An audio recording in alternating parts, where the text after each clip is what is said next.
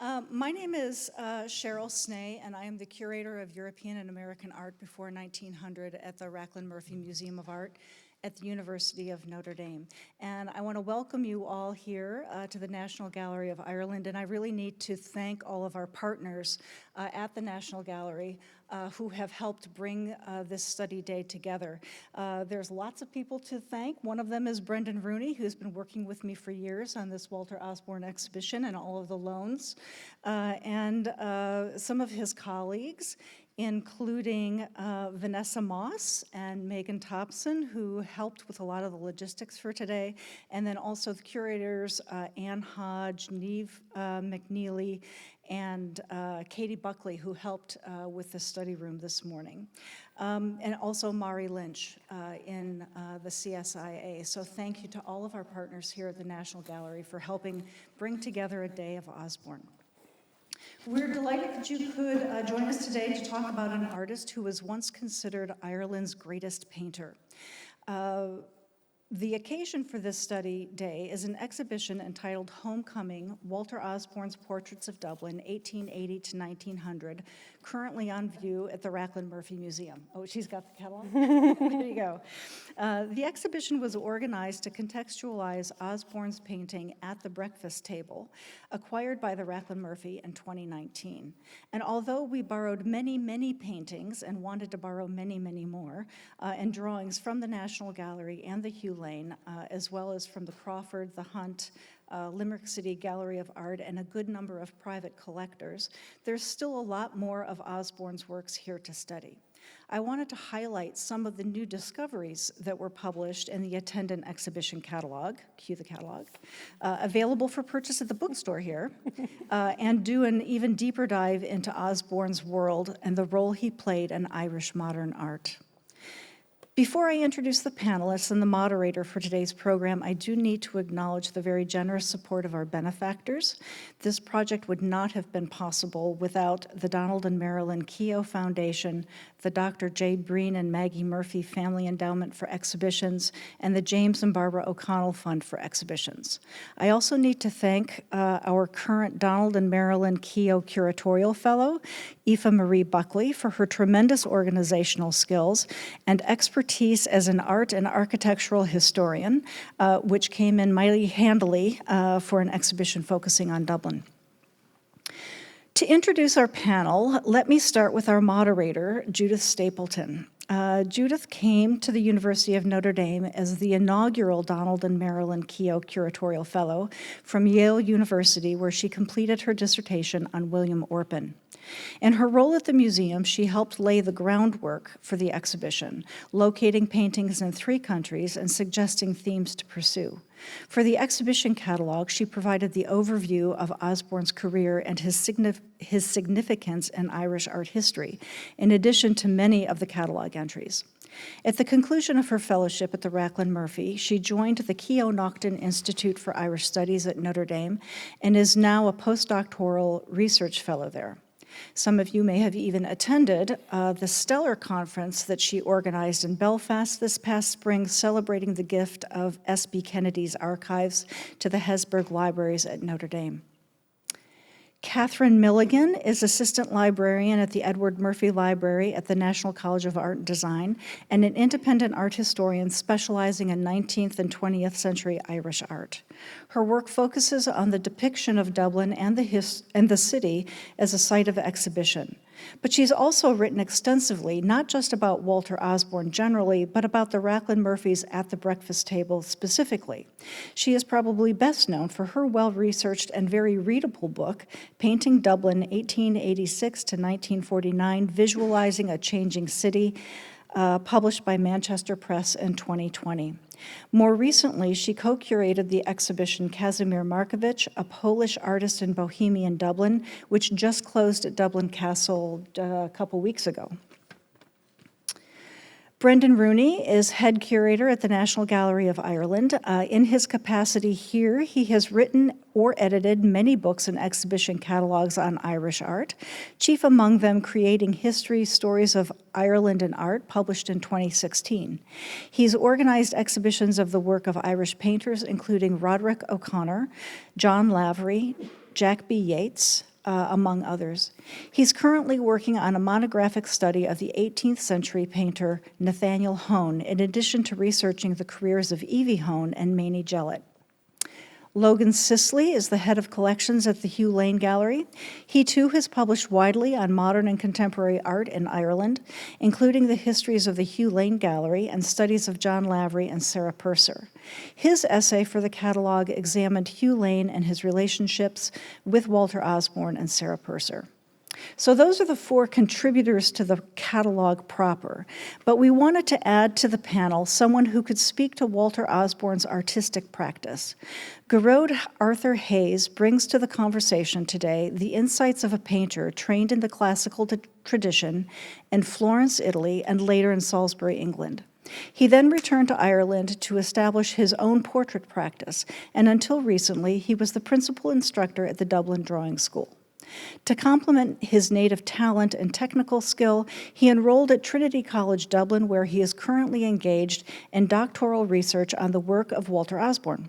Hayes' experience as both an artist and a scholar has made him a valuable consultant to cultural institutions, private collectors, and international auction houses on the attributions of Osborne's paintings. I'm confident that his insights will prove no less valuable to us today. And without any further ado, please join me in welcoming Judith Stapleton and our esteemed panelists.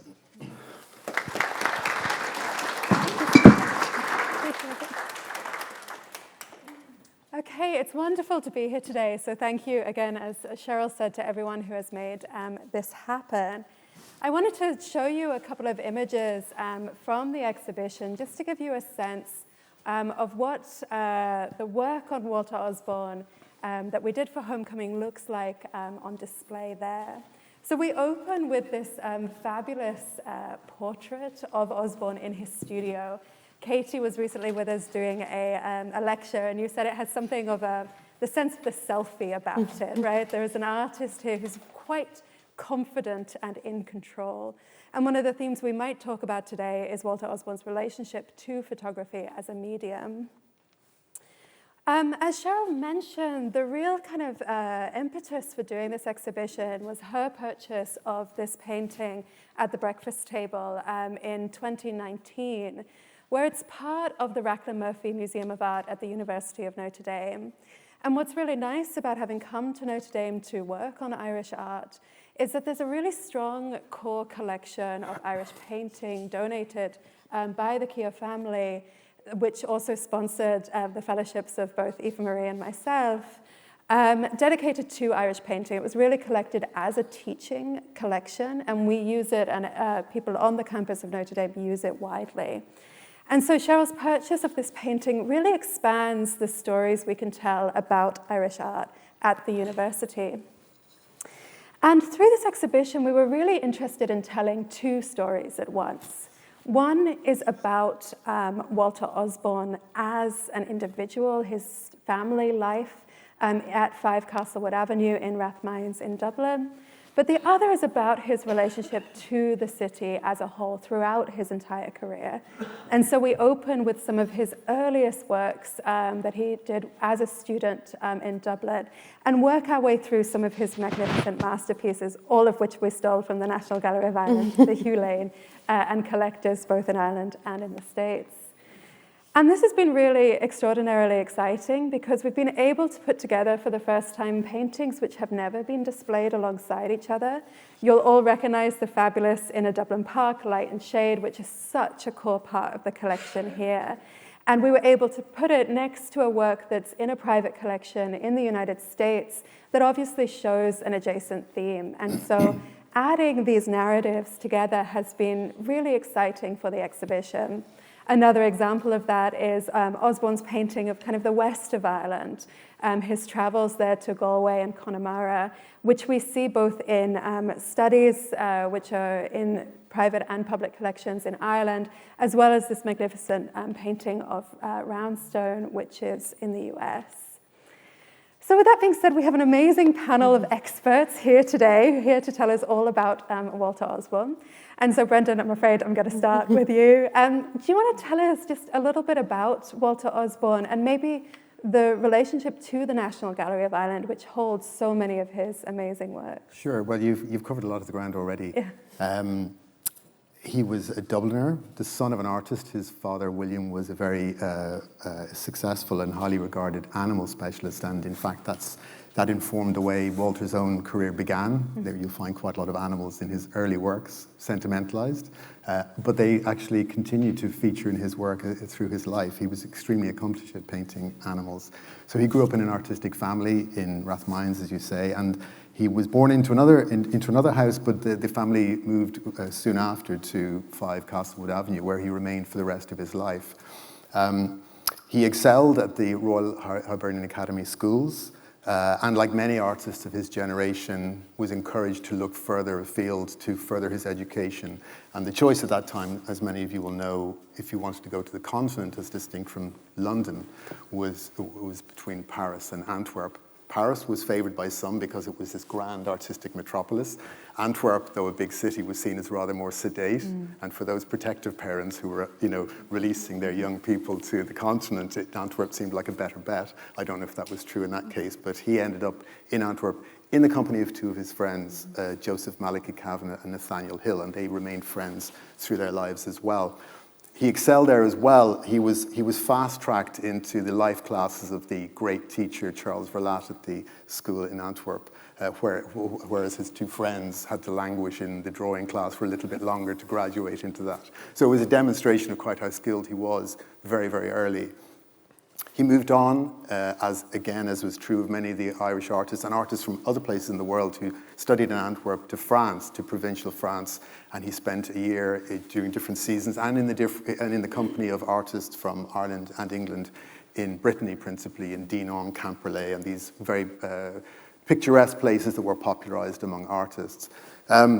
From there, he moved back to Dublin, but would spend his summer months over a period of 8 years in England. He travelled widely in England, again, and critically in the company of artists. And it's something that's very true of the artists who trained on the continent in the last decades of the 19th century, that community was key. You learned from your teaching, but also hugely from your fellow artists, whether that was in the studio, in the street, working on plein air, whatever it happened to be.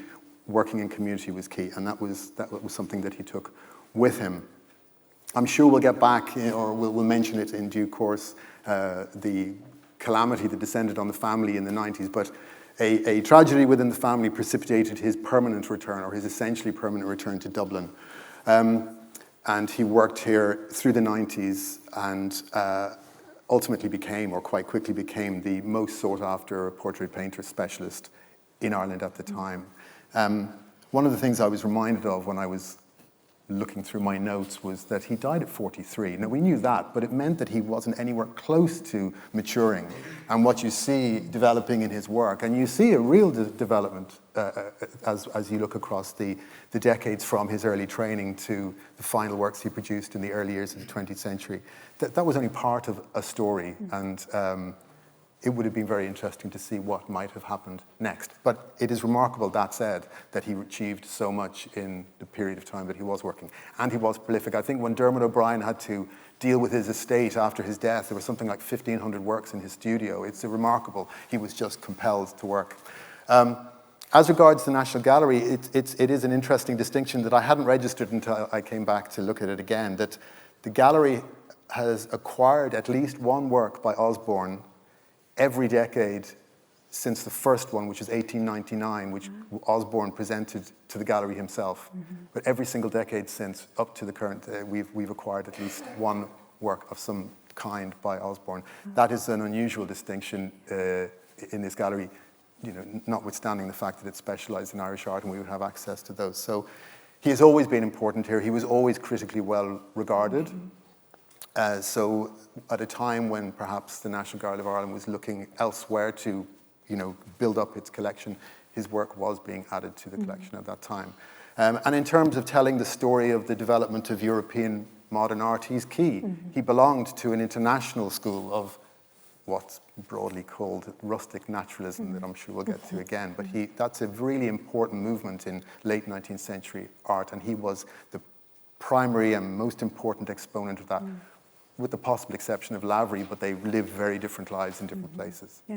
So that's the potted Yeah. introduction. Excellent. We're done now. You can leave. Thank you so much for coming. No, it's wonderful. And I want to pick up one of the kind of points you're referencing, which is the fact that it's quite difficult to be an artist in Dublin at the turn of the 20th century. And one of the statistics we kept pulling up for the book was that the Royal Librarian Academy's visitor numbers fall 80% over Osborne's career from 1880 to 1900, which is huge, which is devastating for artists. And you have people like John Butler Yeats saying there's only space for one portrait painter in Dublin, and that man is Walter Osborne. Or other artists, kind of newspapers, really concerned that the picture market in Ireland is kind of closed. And of course, this is a really important time in the development of the Hugh Lane Gallery. So, Logan, can you tell us anything about the kind of art life that Osborne is working within, his relationship to Hugh Lane, perhaps, or Sarah Purser? Yeah, I guess I'm sure you all know Hugh Lane Gallery, as it is now called, was opened in 1908 as the Municipal Gallery of Modern Art and founded by Hugh Lane, who was a Cork-born dealer, but he spent most of his life and career really in London and elsewhere in England, but returned to Ireland increasingly through his connection with his aunt, Lady Gregory, and then really a catalyst for his kind of establishment of the gallery was a 1901 exhibition by Sarah Purser of Nathaniel Hone and John Butler Yeats, and it was precisely that kind of lack of care and attention that she felt for those artists that she highly regarded that prompted her to mount this exhibition, and that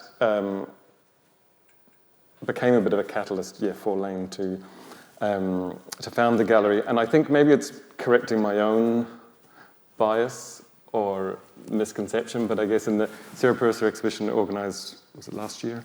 And writing for this essay as well, I guess I was interested in to try and look at that context that Lane operated in, and that the Gallery of Modern Art he didn't sort of arrive and bring modern art to Ireland. It didn't sort of come out of nowhere. There was a network of artists, and Walter Osborne was part of that, working in Dublin, showing international art as well. The Sketching Club brought, Whistler to Dublin. There was the 1889 Loan exhibition of modern art, where and Purser and Osborne were both on the committee, I think, with George Russell and others.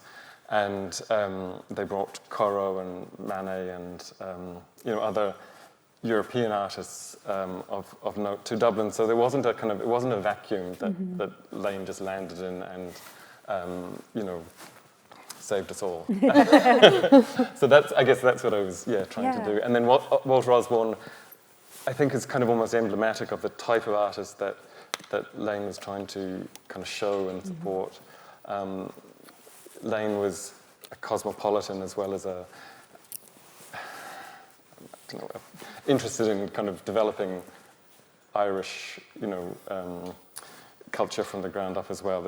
And you get this kind of tension at times, but also this kind of sitting together of kind of patriotism and nationalism and cosmopolitanism and internationalism, and that's quite kind of complex. But maybe Osborne kind of represented, a kind of European continental trained artist who was, was making his way in Dublin. And part of Lane's interest was in, I think, increasing or improving the art market, and led by example by buying works, and also commissioned portraits by John Butler Yeats and then by William Orpen, that he was trying to show that there were artists here, and that this was a kind of there needed to be a kind of a greater economic support. And seemingly, obviously Osborne died in 1903, so we don't know what their ongoing relationship would have been. It seems possibly, though, that Osborne was too expensive for Lane, because Lane liked to bargain and to haggle for works.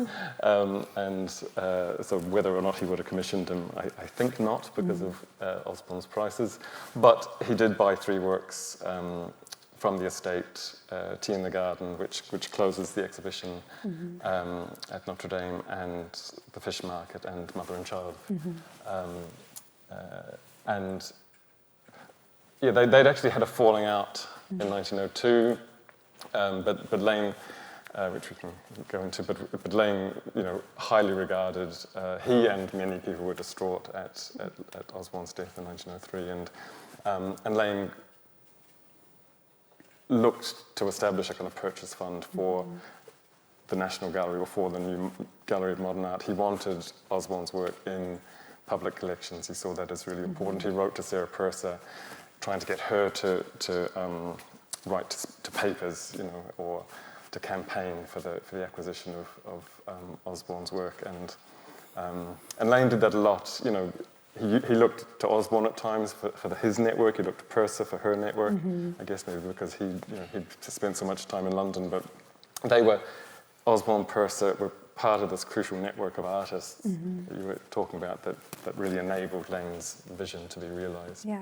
I think it's interesting thinking that Osborne's has this big memorial exhibition in 1904, the year after his death, and that's such a key moment, because as you say, there's the 1901 exhibition Sarah Purser organises, and then there's Lane's 1904, 1908, etc. So adding Osborne is really that story of building up art collections in Ireland at this time, where that seems to be kind of a major aim. And it was fun doing the exhibition, looking at when things came into both of your collections, because there's a real story there about wanting to capitalize kind of on this very successful artist who's prematurely died. He went cycling in the rain without a coat and got pneumonia and died. And so it was kind of a life taken too quickly was very much the sense at the time, and a loss to an Irish art market. So Katie, you write about this in your book, which we'll plug here, Painting Dublin, which we realised kind of shockingly came out 5 years ago. 5 years ago. But you also write for the catalogue about this kind of tragedy of family life that Brendan referenced briefly. So I'm wondering if you can tell us a little bit about that family story revolving around this painting at the breakfast table. Sure. So as Brendan said, William Osborne was a painter, and his wife was Annie Jane Woods before they married. And they had 4 children, 3 of whom survived to adulthood. So you have Charles Osborne, Walter Osborne, and then Violet Osborne. And they're quite a tight-knit group of siblings. Charles Osborne joined the church. Walter, as we all know, became an artist. And Violet seems to have been training as an artist. She does a little bit of work herself, but she marries quite young. Someone who would have been in the general social circle of the Osbornes in Rathmines, called William Stockley. He was actually in primary school with Walter and Charles Osborne, so they would have kind of grown up together. And there's a beautiful pastel that you can see there of Violet by Walter. But very soon, so they marry in kind of great lavish ceremony. It seems they marry in a St. Bartholomew's Church on Clyde Road, which some of you will know. There's a great description in one of the kind of Dublin society magazines about the wedding reception and a going away party, because they moved to Canada, and it talks about all the gifts lavishly presented in the drawing room of the house on Castlewood Avenue. So Stockley worked as a professor of French in New Brunswick in Canada. So they go there after they marry, but 8 months later, Violet dies after the premature delivery of her daughter, also called Violet. So it's a very sad, sudden end to her life. If any of you were on the CSIA tour this morning, you will have seen this beautiful little embroidered wallet, which contains the cards sent by Walter and his mother to go on the funeral flowers in Canada. It's I just think, such a touching little collection. And there's a poem, and it talks about how the house that is never a home now that you're gone. So they were really affected by her death. Of course, how could you not be? And I suppose then that also the change that brings is that this little girl, Violet Stockley, comes back to live with her grandparents in Castlewood Avenue. Walter is there as well, so he's kind of thrust not quite into fatherhood, but certainly unclehood, and a very hands-on one, because his parents are quite advanced in years, and so it was very much, I think, a family effort. And one of the extraordinary things that comes from that is Walter's focus on Violet as a subject. And that's where At the Breakfast Table comes in. Osborne had long painted children. You can read all about it in Brendan's essay. And he was also always a very sensitive painter of children, but there's obviously this added connection. So At the Breakfast Table, which you can see on the screen, is a really touching family portrait. Just hovering in the back, a little hard to see, is William Osborne. And then at the table we have Annie and baby Violet, who looks straight out at us and maybe at the artist, and then the empty chair at the end of the table as well. There's so many details in this painting. Obviously, the really lovely capturing of that grandparent and grandchild relationship. They seem very proud, especially Annie, of sitting with this lovely infant sitting up at the table.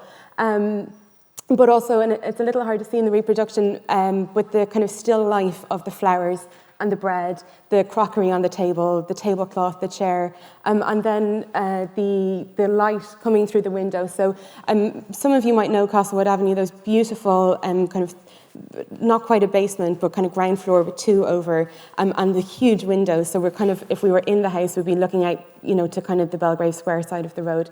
Light streaming in, there's a door on this right-hand side, and you can see paintings on the wall, with all kind of features of Osborne's interior painting up to this point as well.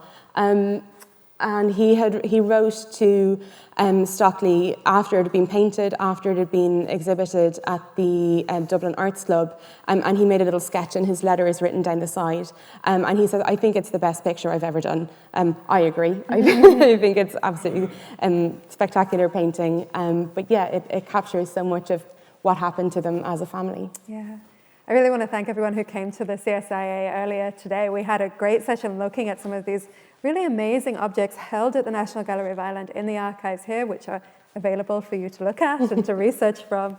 But one of those is also his 1892 diary, where he marks the day Violet goes to Canada, and it's also Vanishing Day at the Royal Iranian Academy, so it's a busy day, but it says, "V gone to Canada, sad day, alas." And of course, the tragedy that he never sees her again. So thank you, yes. And last but not least, Gerard, thank you for joining us. So you are writing a doctoral thesis on Walter Osborne. Can I ask you why this painter? Kind of what captures your imagination about him? And then also your work as an artist, how does that inform the way that you look at Walter Osborne? Well, I suppose I don't want to give the huge backstory to me doing Walter Osborne. Essentially, I took a hiatus from painting and found myself in Trinity, and Philip McEvan, who's a lecturer there, suggested that somebody look at Walter Osborne's portraits.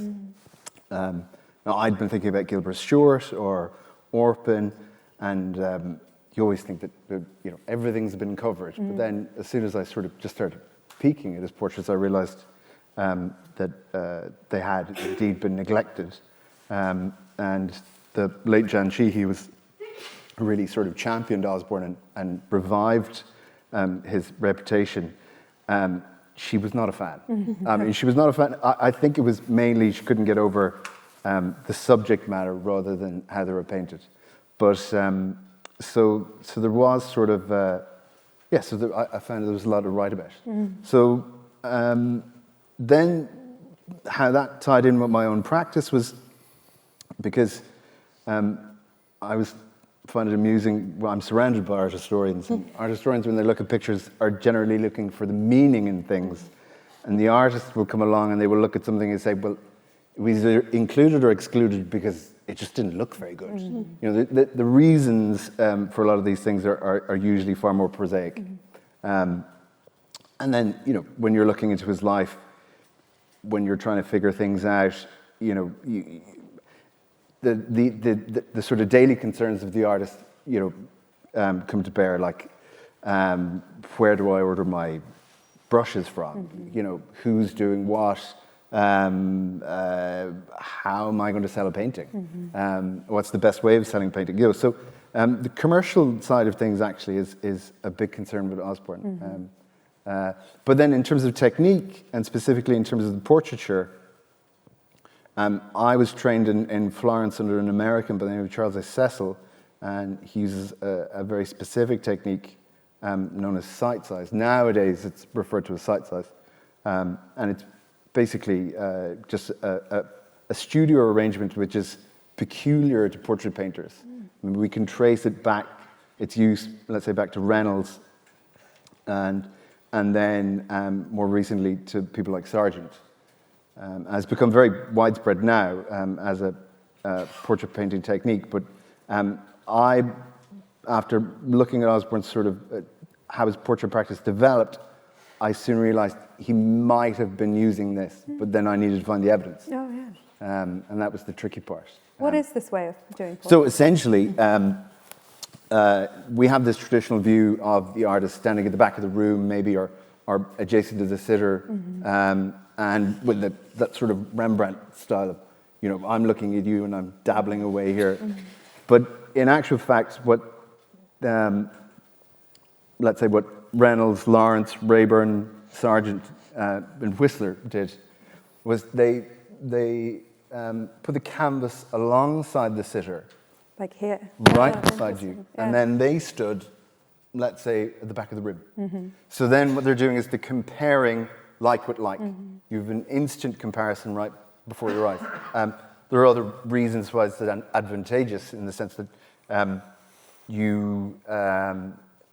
any minor adjustment in the head, if you're sitting close to me, has a major impact on what I'm looking at. Whereas those sort of movements, however slight from a distance, become sort of very minuscule and they have a little impact.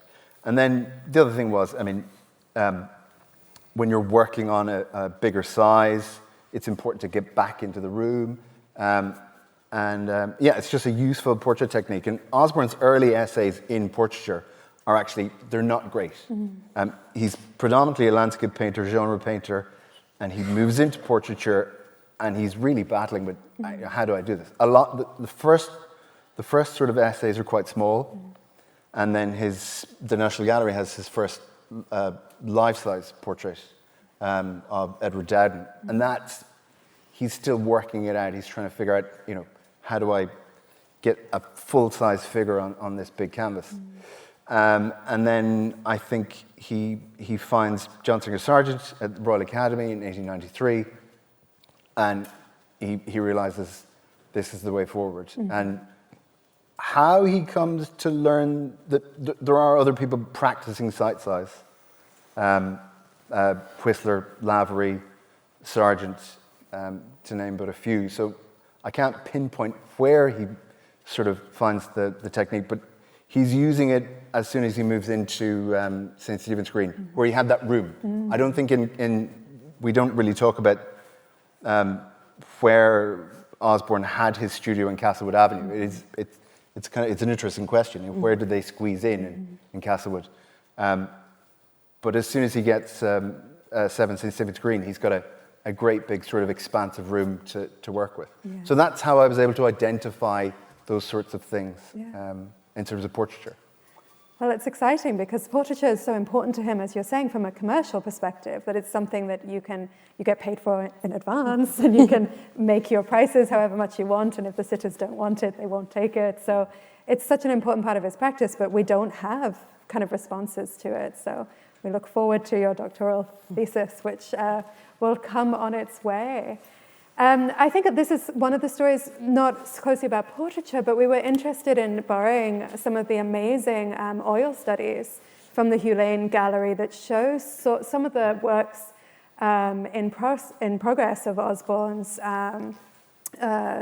practice, that he's working from sketches that he goes out and does, and then also from these amazing oil studies, which are sometimes quickly dashed off, but then also sometimes really returned to and worked over seemingly in the studio, and are displayed at St. Stephen's Green in the Dublin Arts Club, which Katie writes about in various ways, as a way of bringing in more money and expanding the kind of picture-buying audience in Dublin. So we borrowed a handful of these, and it's been really fun with classes, I think, to go through and ask students and visitors to identify what you think the artistic challenge is in each of the oil studies, what it is that he's trying to capture in this mode, whether it's that kind of backlighting of the figure against the sea or some sort of coloristic effect. So hopefully some of the kind of photography and this kind of thinking about process will come through. In that remark, Katie, you talked a lot in Painting Dublin about Osborne's use of photography, and we were very glad to be able to borrow an old favourite of the National Gallery of Ireland, St. Patrick's Close, and then also reproduce some of the photographs that are in Osborne's archive that we looked at this morning that really kind of directly correspond to this work. So can you tell us about photography just a little bit? Sure. So Osborne, like so many people in Ireland and further afield, I suppose, were really interested in this new technology that was photography kind of from the mid-19th century on. I would say that photography in Ireland hasn't received the attention it should, and I know that's really changing, but we know that Osborne and many other artists were part of kind of camera clubs, photography clubs. They're either themselves or in groups going around the city and out into the countryside taking photographs. It seems likely from what we can tell that Osborne had a camera, that he was developing his own works from notes in his diaries and notes from others. And certainly it would have come from his training in Antwerp and in France, would have encouraged this use of photography as a form of preparatory material, just like with sketching and the oil studies and everything. It was another tool in the artist's kind of arsenal for it. I think it's great that we have such a clear example of how he might have used photography. So I think there are 3 photographs, if my memory serves, and we have 2 of them here, of Patrick Street as it was then. So we're talking about the period before the Guinness family's complete kind of changing of that with the laying out of St. Patrick's Park and the building of the Ivy Trust buildings that we know today. So the area around St. Patrick's Cathedral was very built up. Charles Dickens writes about it in the 1850s when he comes over for the Irish Industrial Exhibition. He says it's quite malodorous, full of gorgeous little urchins who would remind you of Mario. So yeah, it's quite an extraordinary thing. And we know from street directories that it was full of like chandlers and butchers and, you know, quite odorful businesses. This is before kind of widespread sewage works, all of that. So, but we also know from his diaries that Osborne attended St. Patrick's Cathedral a lot, and he paints the area many times. So we have the painting. It's one of quite an early scene of Dublin that he exhibits in various different places. We've got that great view down to the cathedral and all of the shops and kind of derelict kind of looking houses around. But you can see the more you look, the more you can see direct elements that he has translated from the photographs. So do you have a pointer on that, Jude? It doesn't point, that's okay. But if you look on the kind of lower right-hand side, that sack of clothing, yes, that translates quite clearly. The kind of hit kind of shop front and kind of goes there. So you can see what he's really drawing over, and then obviously the horses and carts and that kind of thing. He does change things, so he brings the cathedral much closer. Maybe that's a trick of the photographic lens, I'm not sure, but he certainly cramps everything up a little bit. There is also a little change where in the photograph, sorry, Judith, along the street, yes, exactly, there's like a gap there, and he puts in 2 Dutch Billy style gables, so he kind of Dublinifies the scene. So the area of the Liberties was known for these kind of Huguenot Dutch Billy gables, so he kind of adds a little bit of local colour to it. So you can see it's not a kind of slavish translation photography to painting, but using it again as another tool alongside sketches, alongside written observations to do that. So I think it's nice to think of kind of a series of works of St. Patrick's, say with this one, St. Patrick's Close, and then the Fish Market as well from the Hugh Lane, which we saw, which is of a similar area. Yeah. Can I just jump in and say, in relation to photography that Katie's explained so well, I think it's really important when you're looking at Osborne's work to remember that it was a modern style of work. So, and to an audience at the time, it was modern, and using photography was a very modern thing to do. So you said about working slavishly, which is, I know exactly what you mean, but to do so is actually, or even to refer closely to photographic sources, is to demonstrate that you were aware of the technology. And artists like the American Thomas Eakins used it widely. Bastien Lepage, who was this lodestar figure, used it in France a lot, and it was a demonstration of their modernity. Yeah, Curiously, absolutely. almost stereotypically, it seems almost a derivative or something, but it wasn't at the time, was it? I think we take it so for granted now. We've probably, nearly all of us have a camera in our pocket right now. And so that's a totally different way of thinking about photography than for those artists when it was this brand new thing, this totally a new way of looking at the world. It's, yes, so modern, so different. And, you have kind of artists using photography, you have the portrait photograph, carte de visite. It's such a symbol of the 19th century and of modernity in the 19th century. And of course, what artists like Osborne, who knew photography, were aware of, they knew what photography could do, but they also knew what it couldn't do and what they could bring to amplify, it, bring add to their painting, which you've talked about in that painting. Yeah, and it all comes together here because we've got this small boy cut off in a very photographic way, but then adding a sense of music, a sense of nostalgia. So kind of doing something that photography can't do in a very photographic manner. So sometimes I wonder about that boy. I know, yes. Just hold your hand over it and think. Maybe I don't know, Curator, what you Curator's think point. of that, but I feel like the placement is off. I would prefer the painting without the tinsel. But I get what that kind of photographic cut-off, that sense of movement it does bring to it as well. And then also speaking to this kind of rustic naturalism, right? This idea of naturalism that it's supposed to have a sort of sensorial impact, that it's supposed to, I think George Clausen is writing at the time, that it's about the sense of something revealed to us rather than necessarily a straight realist or a straight moral message. And I think he's always adding these elements where you can almost tell a story, but you actually can't tell a story. It's kind of meaningless behind that.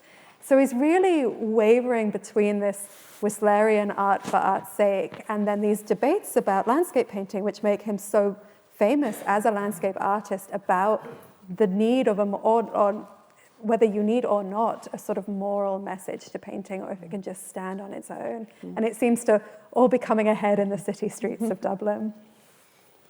Brendan, you write about, in the catalogue, Osborne's portraits of children, and I think we have a section of the exhibition dedicated to this in his genre. Do you want to tell us a little bit more about why that was a theme that's of interest to you?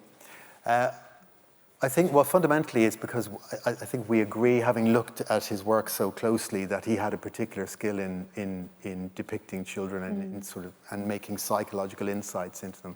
I mean, the portraiture of children was not a new thing, of course, but childhood as a phenomenon had been understood in a very particular way. And even if you look at the 18th century and how children were represented in 18th century portraiture, there was an assumption that by the audience that adults understood children and that children were on a path to becoming adults, and that was it. That was the entirety of their existence.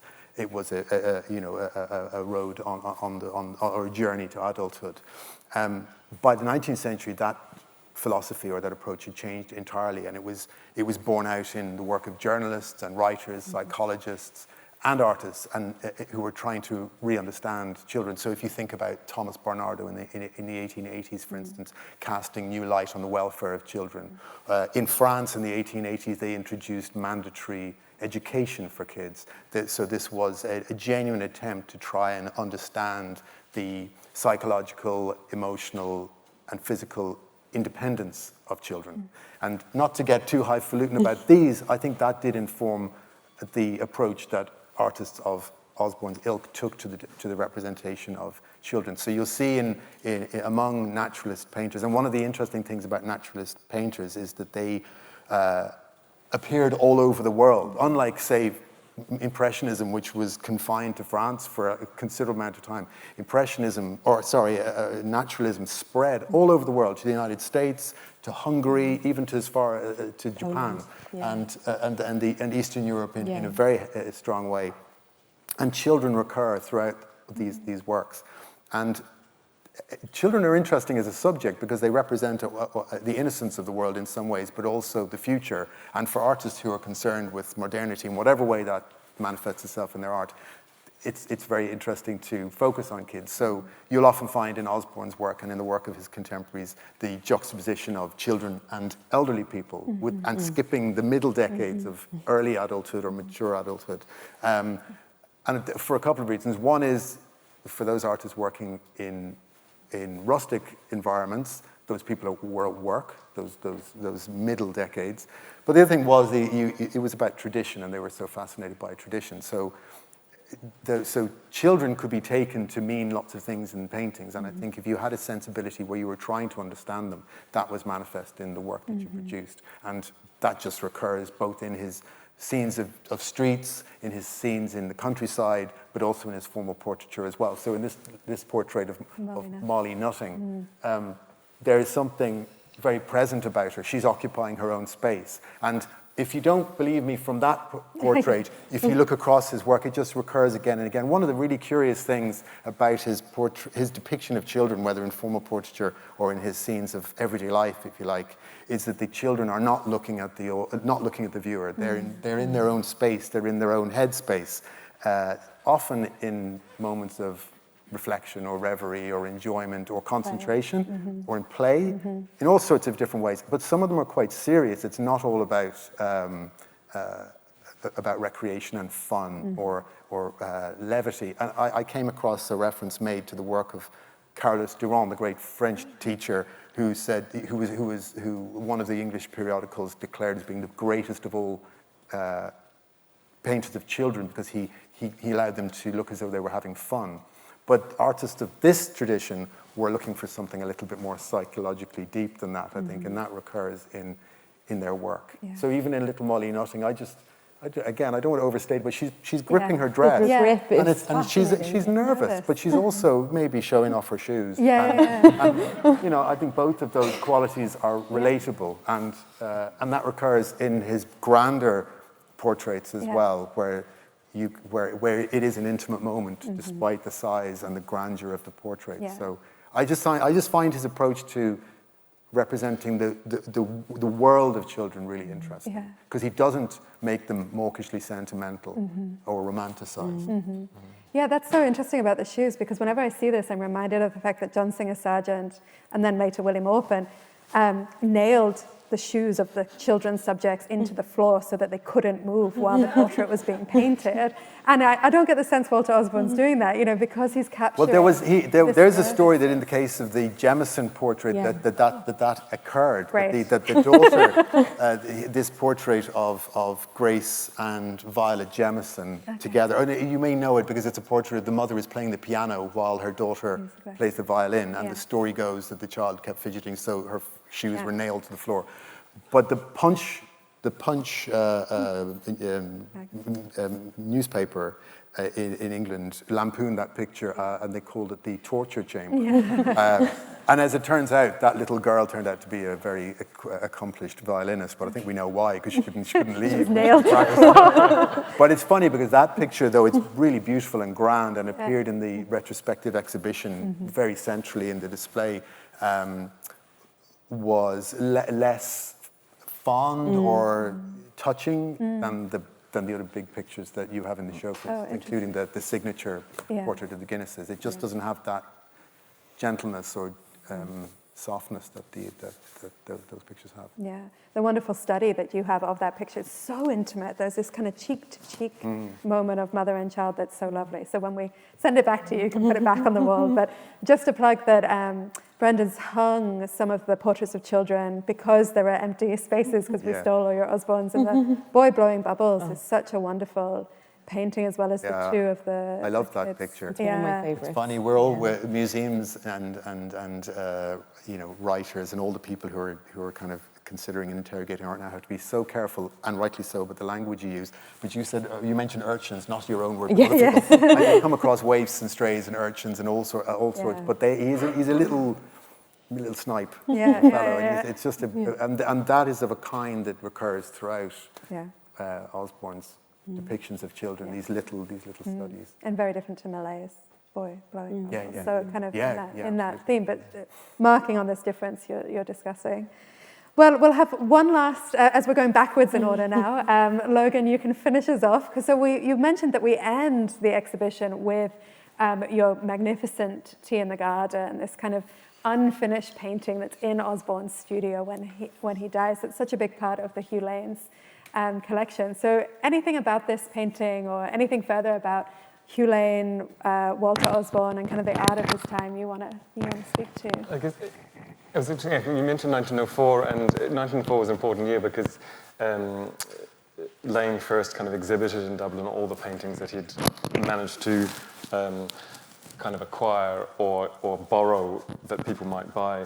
And in that same year, he did an exhibition of Irish art at the Guildhall in London, which in part, he initially wanted to exhibit Irish art at the St. Louis exhibition, and actually talked about Osborne, showing Osborne in America, that American audiences would particularly like to see Osborne.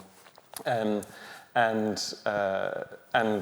I think I looked at the catalogue today, 14 works by Walter Osborne were shown in that Guildhall Art Gallery. Is that me crackling? I don't know if it's me or you. That exhibition. So, and again in 1908, Lane showed Osborne in an Irish art exhibition in Ballymaclinton, and I think Tea in the Garden and the Fish Market certainly went to the Guildhall. I think Tea in the Garden and the Fish Market again. So they were kind of much reproduced as well in the history of our gallery, and Tea in the Garden particularly much loved. And I guess it's interesting. I think in a way Lane chose the Mother and Child. And the Fish Market as showing one aspect of Dublin life that Osborne painted, and then Tea in the Garden is the Rathmines, the kind of middle class milieu in which he operated as well. So you kind of get the two kind of contrasting scenes of Dublin at the time that Osborne was interested in.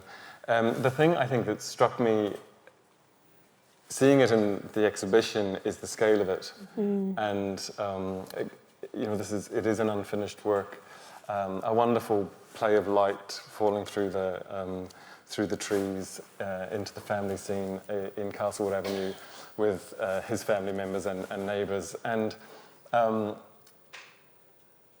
the kind of colour, the greens, you can kind of see, even though it's in this kind of unfinished state, and these figures on the right are very, very sketchy. These kind of potentially his mother, is very schematic, but it's so loved by visitors. But it's so interesting. I mean, the Guinness portrait is of a similar scale, but that's it's a different type of picture. It's a commission, portrait. But to be painting this kind of intimate family moment kind of on this scale, which is much larger than the bulk of his work, does this kind of indicate another direction in his work? The Osborne that might have to and a kind of ambition as well. Oh, maybe just for you. Oh, it's me. Yeah. Oh, I'm crackling the way. Sorry. Well, perfect. With that, I think we can open up to more questions if you haven't exhausted everything you want to say about Walter Osborne by now. But yes, anyone from the audience would like to talk. And I think we have a mic. Aoife-Marie is going to go around. So questions about this painter who is so important as we've kind of been talking about, in this moment in Irish history between the kind of 1890s and his death in 1903. This kind of story of the family life, but also this wider story of making it as an artist in Dublin at the turn of the century. Questions from the audience?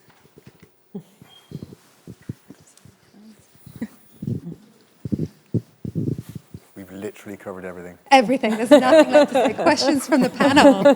Any last sparks of wisdom? One question. Oh, God. Okay. I can't see. My name is Elizabeth, and I actually had the privilege of meeting one of those two little girls once. I worked in a hospital, and a patient came in, an elderly lady, and we did what needed to be done, and she pulled a reproduction of the painting out of her pocket and said, "This is me." Oh, this one on the right? Yes. Oh, Martha Riley. Oh. So it's very exciting for me to see it up there. That's amazing. And it's funny you say that, because when I pulled this, I was going to make a plug, because there was a group of school children in Portmarnock who did an oral history project as part of their school education. And one of the people they interviewed was Martha Riley, who may be this woman who you met. And she wrote she recorded for the school children her memories of Walter Osborne coming to paint this painting of her and her twin sister, the Riley siblings. So that's an amazing continuation of that story. I think I still have the photograph at home, the reproduction. So very thrilling for me to see it. Thank you. Thank you. For a wonderful talk. Questions?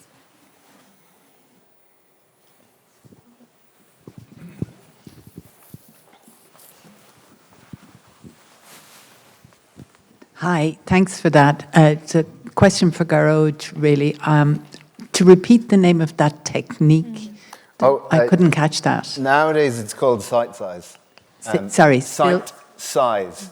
Sight size. Sight size. Okay. And it's so called because Rothenstein in Men and Memories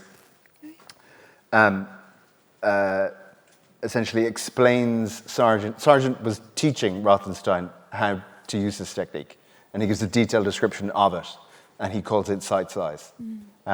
But students will often talk about using sight size, not in that strict technique, but working seated, and they will say, I drew the model sight size. That is to say, I drew the model exactly the size he appeared before me.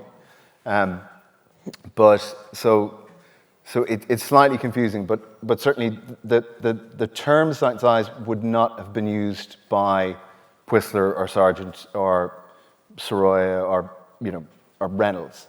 But that was what we now call sight size, was the studio arrangement that they used. Would they have had a different name for it? I've never come across. We as a collective of sight-sizers, have been desperate to find somebody using it, but it seems like it starts with Rothenstein. But there are numerous accounts of sitters describing, as they're being painted, how this happened. And it's just turned out that John Butler Yeats used it as well. So in actual fact, Osborne, who borrows John Butler Yeats' studio in 7 St. Stephen's Green and then takes it over in 1895, may very well have learned the technique from Yeats, which is interesting. And of course, Yeats painted Violet, his sister Violet, in 1891? 91 or 92. 91 or 92, after she got engaged. It's a beautiful portrait. Yeah.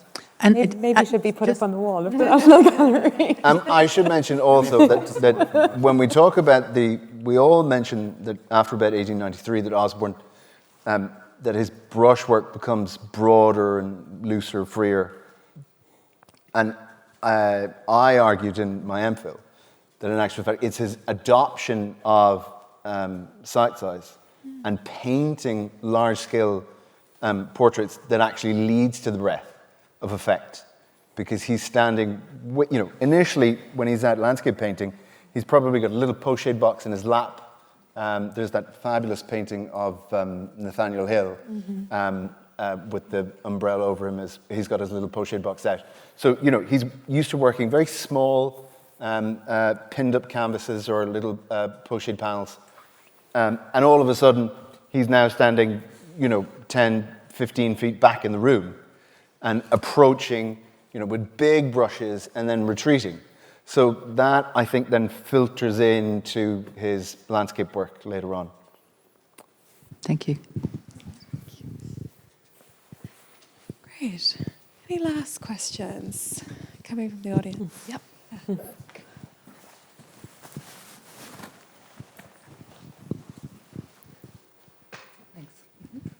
Hi, sorry, not really totally connected, but just in relation to the Hugh Lane, given the closure now for refurb on Sunday, I think. Are the collections of paintings, are they going to be available elsewhere if you have them out on loan, or are they just been boxed up for 3 years? Sorry, not quite related, but just if we want to see. Sorry, I didn't quite catch that. Put on the spot. Initially, they're going to storage, the bulk of it, apart from, I think, 11 Osbornes, which are currently in Notre Dame, and there will be other works over the period on loan, including here, hopefully. Initially works will go on. We just have to kind of protect them is the first priority. And then we will, we'll have projects publicly over the coming years, and our education programs are keeping going in community centres and libraries. But happy to have them on. Okay, yeah. We'll all take one. How about that? Yeah. Yeah.